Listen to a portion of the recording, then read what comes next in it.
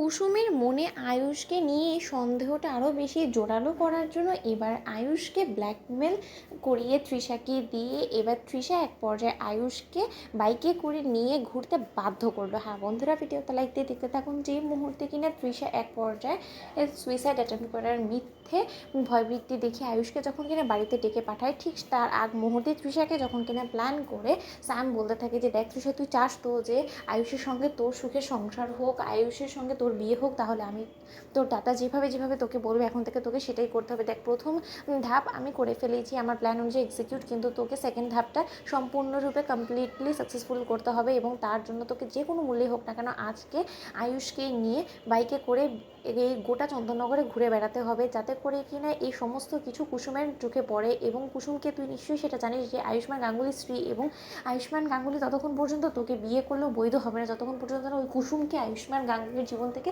তাড়ানো যাচ্ছে। এবং কুসুমকে আয়ুষ্মান গাঙ্গুলির জীবন থেকে তাড়ানোর একমাত্র উপায় যে কুসুমের চোখে আঙুল দিয়ে বুঝিয়ে দিতে হবে যে আয়ুষ্মান গাঙ্গুলি মনে প্রাণী শুধু তোকেই চাই এবং তুই একমাত্র আয়ুষ্মান গাঙ্গুলির যোগ্য এবং গাঙ্গুলি বাড়ির বড় বউ হওয়ার যোগ্য। এবং এই সমস্ত কিছুর জেরে কুসুম যখন কিনা অনুতাপে ভুগতে থাকবে যে ও কোনো মতে আয়ুষ্মান গাঙ্গুলির যোগ্য না, এবং সেই সমস্ত কিছু আয়ুষ্মান গাঙ্গুলি জেনেও কুসুমকে ঠকানোর চেষ্টা করছে, এই সমস্ত কিছু দুঃখের যন্ত্রণা সহ্য করতে না পেরে এক পর্যায়ে কুসুম নিজে থেকে আয়ুষের জীবন থেকে সরে যাবে। একমাত্র সেই পথেই তুই তোর করে আয়ুষকে পাবি। বল তুই পারবি তো বোন আমার?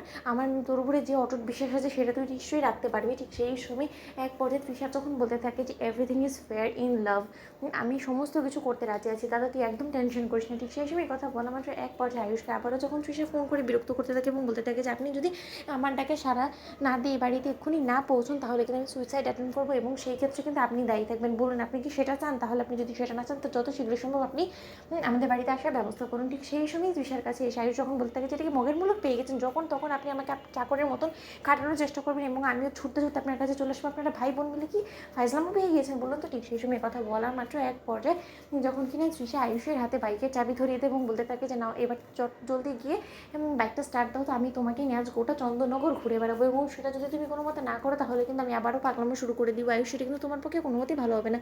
ঠিক সেই সময় আয়ুষ এক পর্যায়ে বাধ্য হয়ে যখন কিনা পেছনে তৃষাকে বসিয়ে যখন বাইকে করে ঘোরাতে থাকে তৃষার মন রক্ষার খাতিরে, ঠিক সেই সময় স্যাম বুদ্ধি খাটিয়ে এক কুসুমকে বলতে থাকে যে আপনি নিশ্চয়ই আমার কথায় সেদিনও বিশ্বাস করেননি, কারণ আপনার স্বামীর উপরে আপনার অটুট অন্ধবিশ্বাস। তাহলে এবার বরঞ্চ আপনি জলদি আমি যে আপনাকে লোকেশনটা দিচ্ছি সেই লোকেশনে গিয়ে পৌঁছুন, সেখানেই দেখবেন যে আপনার স্বামী রীতিমতো আমার বোন তৃষার সঙ্গে নিজের প্রেমিকার সঙ্গে চুটিয়ে রীতিমতো ডেটে বেরিয়েছে এবং তার থেকেও বড় কথা বাইকে নিয়ে ঘোরাফেরা করছে এবং গোটা চন্দননগরের লোকেরাও এই সমস্ত কিছু দেখছে শুধুমাত্র আপনি ছাড়া। আপনি নিশ্চয়ই দেখে নিন। তো বন্ধুরা লাইক এবং শেয়ার করে সাবস্ক্রাইব করতে ভুলো না।